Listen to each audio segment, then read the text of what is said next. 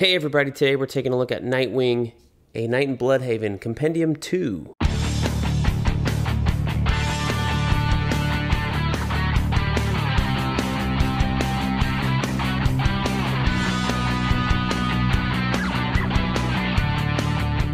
Hey everybody, welcome back to BK's Bullets. As always, I'm your host, Brent Cassina, and today we're taking a look at the Compendium 2 version of Nightwing, A Night in Bloodhaven. I can say Compendium 2 because this is the first one, and I have done an overview of the first one on the channel. I've also read the first one. I just got this one for my birthday, so we're going to open it up and flip through it and take a look at it and maybe talk about some things that I spy in here, even though I have not read any of these stories. But yeah, I really enjoyed Nightwing Compendium 1, so Compendium 2, I am really looking forward to reading. That is for darn sure. Let's go ahead and take a look at the spines. They do line up pretty nicely. One thing you'll see is that the DC logo did change in the, 2 years or something it came out. And the blue in this one is a little bit brighter. But other than that, I think they line up pretty well. So, all right, let's take a look at the back cover. Front and back cover, this is provided by Greg Land from Single Issues Inside here. This does feature, it's got all the writing of Chuck Dixon and Devin Grayson, Ian Edgington, Brian Stelfreeze in here with some specials. But the majority of the art is done here by Scott McDaniel and then Greg Land. I flipped through it a little bit, and I would say about halfway through, of course this is Brian Stelfreeze in the first one, halfway through it does switch to Greg Land. So if you're not a Scott McDaniel fan, that's okay. Shame on you, but that's okay. You do get some Greg Land here stuff at the end. And I would say this is probably the Greg Land. We'll get there, but it's non-tracing Greg Land, we'll say that. But yeah, so at the end of Compendium 1, we had the events of Cataclysm, and in the middle of it, we had a little bit of No Man's Land stuff, but Nightwing kind of stays off on his own during that event. He doesn't really appear in a lot of No Man's Land, so that's happening in the background of these stories, I would say. But you're not missing anything here. Like, you experienced Nightwing's earthquake thing in Bloodhaven and how he went to Gotham to help out Batman. There's this detective that has a turned around head thanks to Blockbuster. Oh, so funny.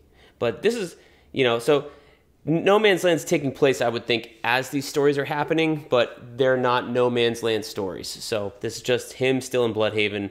I think at the end of the first one, he was thinking about becoming a cop. But this is why I love Scott McDaniel in Nightwing specifically. Like, he's doing all these Spider-Man-y things that we had not seen really in Batman comics probably for a while. Just doing the different moves, And I think he was on Daredevil before he landed Nightwing, maybe, for a little bit. So maybe he's continuing that art style. I have not read any of that stuff. So if I'm wrong, I think he was on Daredevil before this for a little bit. But yeah. So just doing jumping, showing all the different acrobatic moves on a single page, and then landing in this awesome pose every single time is just one of the things I love about Scott McDaniel doing Nightwing. I don't think he really did that a lot during his Green Arrow stuff. And this is full Scott McDaniel. Like, this is how I remember him when I read him on Batman with Batman at Brubaker's run, Gotham Bruce Wayne Murderer, things like that. After his Nightwing run, I think he jumps over to Batman for a little bit and does the Brubaker stuff. So he has a great time in Gotham. Here's Huntress, and then here's a JL Ape annual Batman that's in the Nightwing book. JL Ape is a crossover, I believe, where they all turn to gorillas. So there you have it.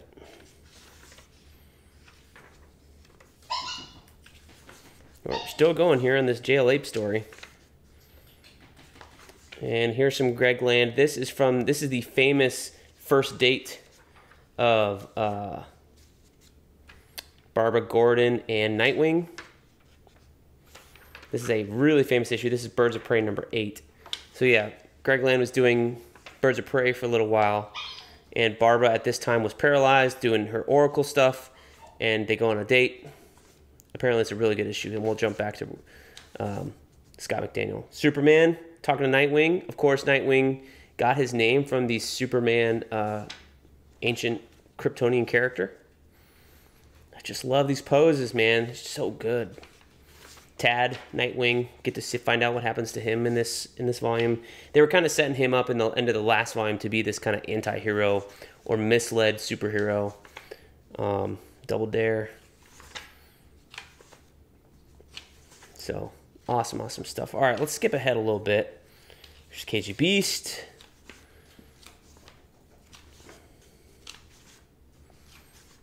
Scott McDaniel does come back to Nightwing with Nightwing Year 1, but that's at the tail end of...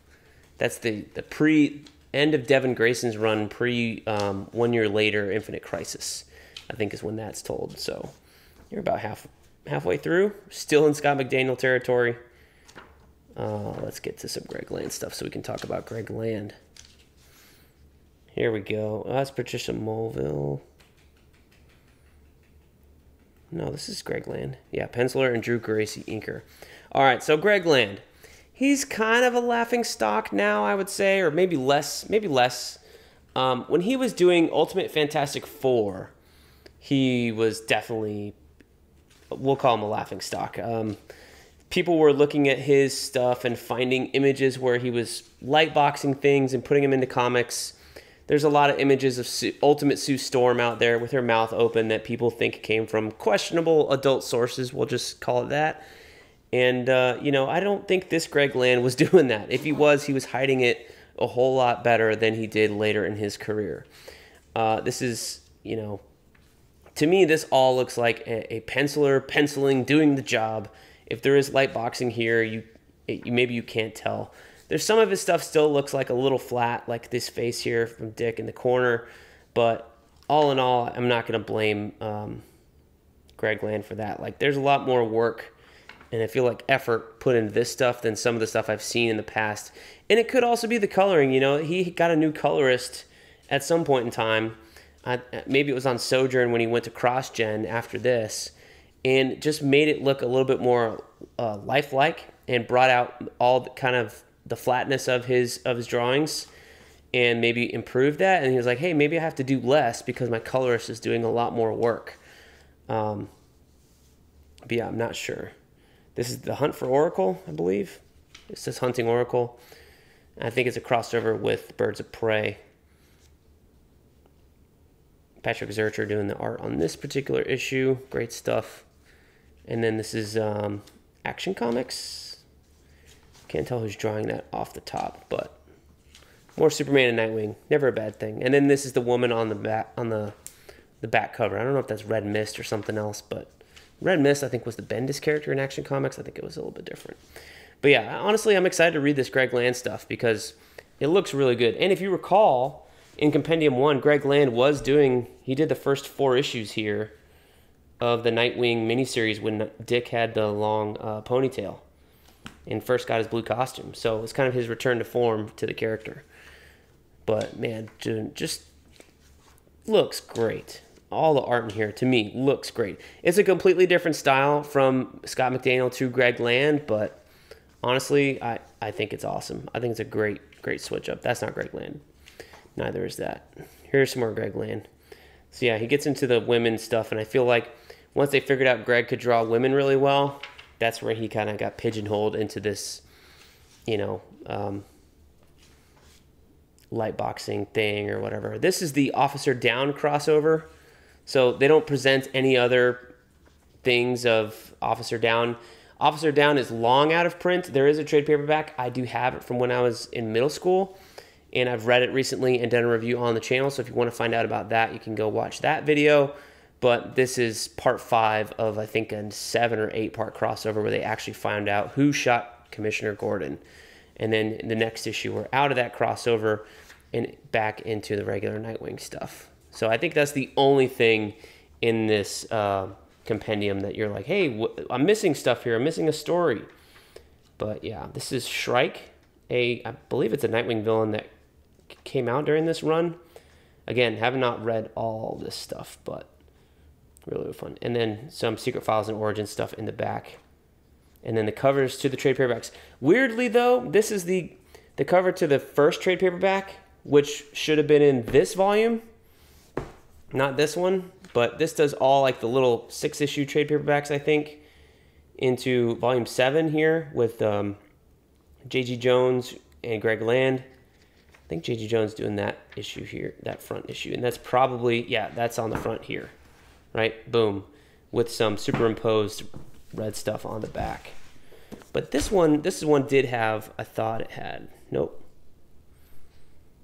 I was thinking maybe this one had the, they did like 12-issue Chuck Dixon trades a while back, but that's not that, and I don't think that's what's these covers in here. There's some process pages in the back from Greg Land. That's fun. But yeah, there's your overview of Nightwing Compendium 2, A Night in Bloodhaven. So hopefully we're going to get a third one. Honestly, I really enjoy these. I read the Robin one. I've read the first one. I can't wait to read this one.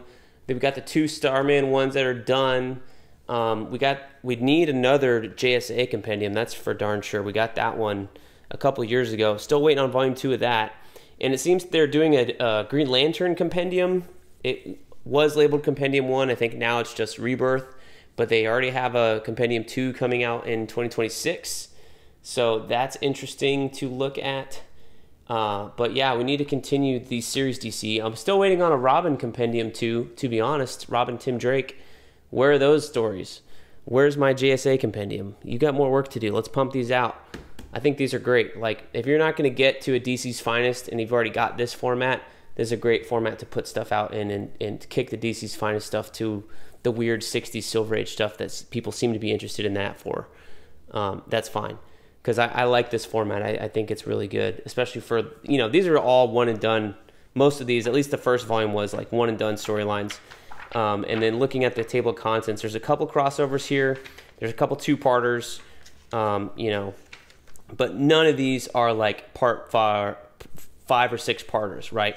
You're getting a bunch of Nightwing tales in here that don't need, you know, a storyline. This is a whole storyline. Like, this is back in the late 90s, you know, early 2000s, where they were doing one and done issues, and you could pick up any issue of a comic book and know what's going on because he had a story beginning, middle, and end.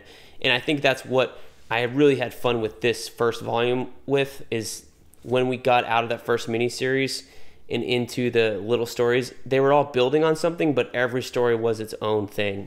So that's what I'm most looking forward to reading in this second volume. So let me know what you think about these stories from Chuck Dixon's run, and down below in the comments. We'll see you guys next time in the Funny Pages.